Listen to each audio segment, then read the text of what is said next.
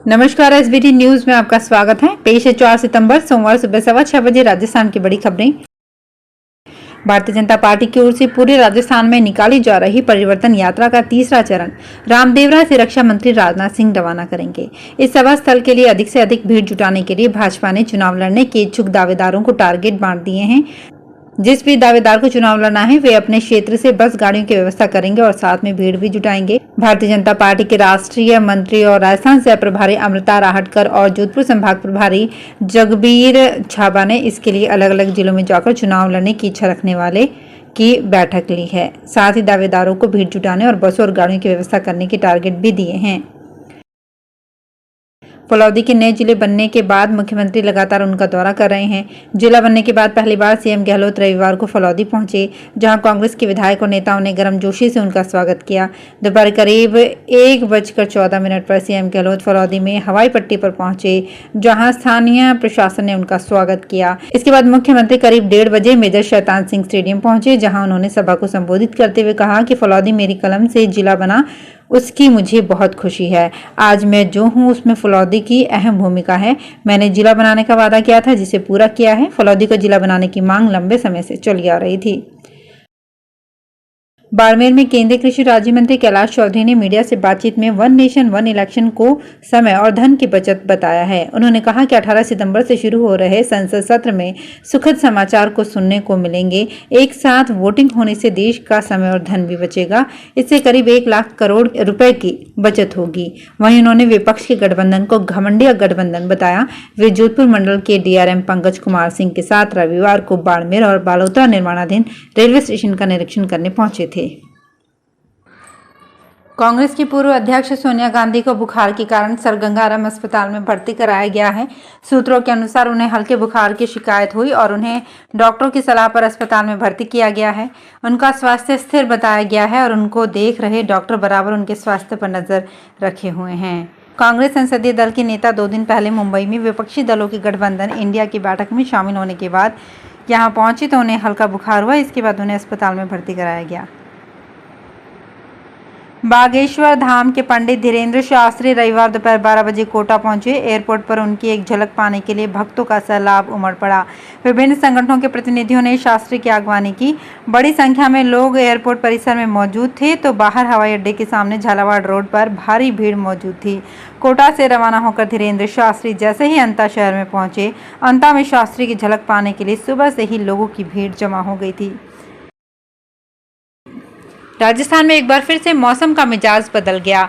मौसम विभाग का अलर्ट है कि सितंबर माह के दूसरे और तीसरे सप्ताह में बंगाल की खाड़ी में बैक टू बैक कम दबाव के क्षेत्र बनने से राज्य के कुछ हिस्सों में मानसून पुनः सक्रिय होने की संभावना है। वर्तमान में उत्तरी बंगाल की खाड़ी में एक परिसंचरण तंत्र साइक्लोनिक सर्कुलेशन बना हुआ है। इसके प्रभाव से आगामी 24 घंटे में कम दबाव का क्षेत्र बनने की संभावना है, जिसकी वजह से पूर्वी राजस्थान में 2 दिन हल्की बारिश होने की संभावना है। मौसम अलर्ट है कि राजस्थान के 18 जिलों में 6-7 सितंबर को हल्की बारिश होगी। ये सभी जिले पूर्वी राजस्थान के कोटा, भरतपुर, उदयपुर, जयपुर संभाग से आते हैं। कांग्रेस सांसद राहुल गांधी ने राष्ट्रीय जनता दल सुप्रीमो लालू यादव से बिहार का प्रसिद्ध चंपारण मटन बनाना सीखा। कांग्रेस नेता ने शनिवार को अपने YouTube चैनल पर इसका वीडियो शेयर किया है। राहुल ने वीडियो कैप्शन में लिखा, लालू जी की सीक्रेट रेसिपी और राजनीतिक मसाला। राहुल ने वीडियो के साथ लिखा, लालू जी एक लोकप्रिय राजनेता हैं, ये भी जानते हैं, मगर उनकी छुपी हुई एक और कला है खाना बनाना। उनके थोड़े स्वस्थ होने के बाद उनसे मिलने का मौका मिला तो सोचा क्यों ना उनकी सीक्रेट रेसिपी भी सीख लूं। मेडिकल काउंसिल कमेटी नई दिल्ली ने ऑफलाइन रिजाइन करने को लेकर निर्देश जारी किए हैं। इसके तहत 15% MBBS PDS central counselling round 2 के तहत जिन विद्यार्थियों को सीट आवंटित हुई है वे ऑफलाइन सीट का त्याग कर सकते हैं। इसका कारण ये है कि कई विद्यार्थियों को 85% स्टेट कोटा के तहत MBBS सीट आवंटित हो चुकी है। वे 15% कोटा सेंट्रल काउंसलिंग से रिजाइन कर स्टेट कोटा से आवंटित सीट को प्रवेश लेना चाहते हैं, लेकिन तकनीकी कारणों से ऐसा नहीं कर पा रहे हैं। आईपीएल की तर्ज पर केपीएल क्रिकेट प्रतियोगिता का आयोजन नागौर जिले के खिमसर में 21 अक्टूबर से होगा। इसको लेकर रविवार को एक मीटिंग भी हुई। देश के पूर्व राष्ट्रपति डॉक्टर अब्दुल कलाम की जन्म जयंती और विश्व छात्र दिवस पर कस्बे में खेल प्रतियोगिता और सम्मान समारोह का आयोजन किया जाएगा। इसके लिए युवाओं ने रविवार को जोधपुर रोड स्थित होटल रिद्धिमा में एक बैठक का आयोजन किया। पाली में लोडिंग टैक्सी चालकों की मनमानी और अभद्र व्यवहार से परेशान होकर ट्रांसपोर्ट व्यापारी रविवार से अनिश्चितकालीन हड़ताल पर चले गए हैं।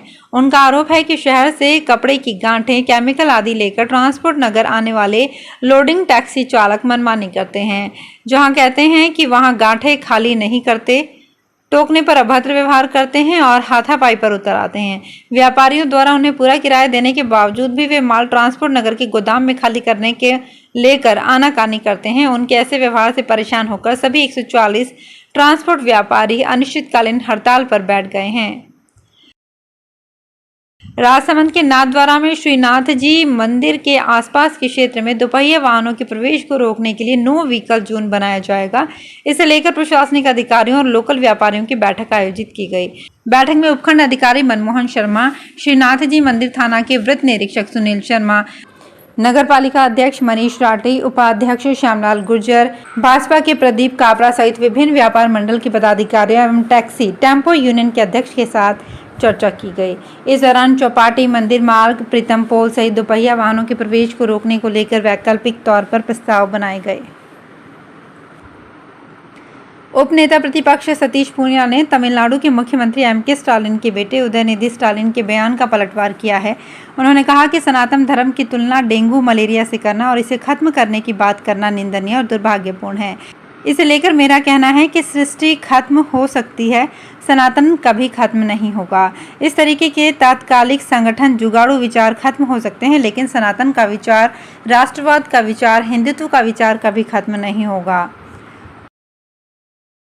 उपराष्ट्रपति जगदीप धनखड़ 5 सितंबर को डिग्गी में श्री जी के दर्शन करेंगे। उनके दौरे को लेकर प्रशासन से लेकर केंद्रीय एजेंसियों ने तैयारियों को अंतिम रूप देना शुरू कर दिया है। रविवार को सेना का हेलीकॉप्टर आया और हेलीपैड पर उतरने का रिहर्सल किया। इसके अलावा उपराष्ट्रपति के डिग्गी कल्याण जी महाराज के मंदिर जाने के रूट की व्यवस्थाओं का भी जायजा लिया। इस दौरान मालपुरा एडीएम अशोक त्यागी, मालपुरा एएसपी पुष्पेंद्र सिंह आदि अधिकारी भी तैयारियों में जुटे रहे। टोंक जिले में 3 बड़े आयोजन पर टोंक आगर ने कम संसाधनों के बावजूद बेहतर यातायात व्यवस्था का संचालन कर यात्रियों को सुविधाजनक यात्रा का प्रयास किया है। सावन माह होने के कारण 24 से 28 अगस्त 5 दिन तक श्री डिग्गी कल्याण जी मेला चला। इसी प्रकार प्री डीएलएड परीक्षा होने के कारण 28 और 29 अगस्त को 2 दिन तक परीक्षा में शामिल होने और वापस परीक्षा देकर जाने के लिए अभ्यर्थियों ने रोडवेज में निःशुल्क यात्रा की। इसी तरह से 30-31 2 दिन तक रक्षाबंधन पर्व के अवसर पर महिलाओं ने निःशुल्क यात्रा का लाभ लिया। तीनों अवसर पर टोंक आगार को जहां निःशुल्क यात्रा के कारण 31,04,312 रुपए का वित्तीय भार मिला है।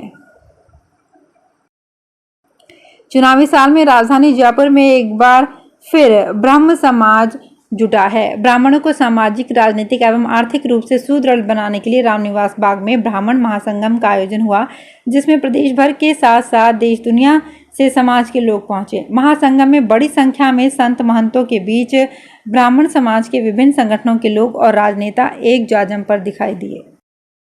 तो फिलहाल इस बुलेटिन में इतना ही। फिर हाजिर होंगे कुछ और बड़ी खबरों के साथ।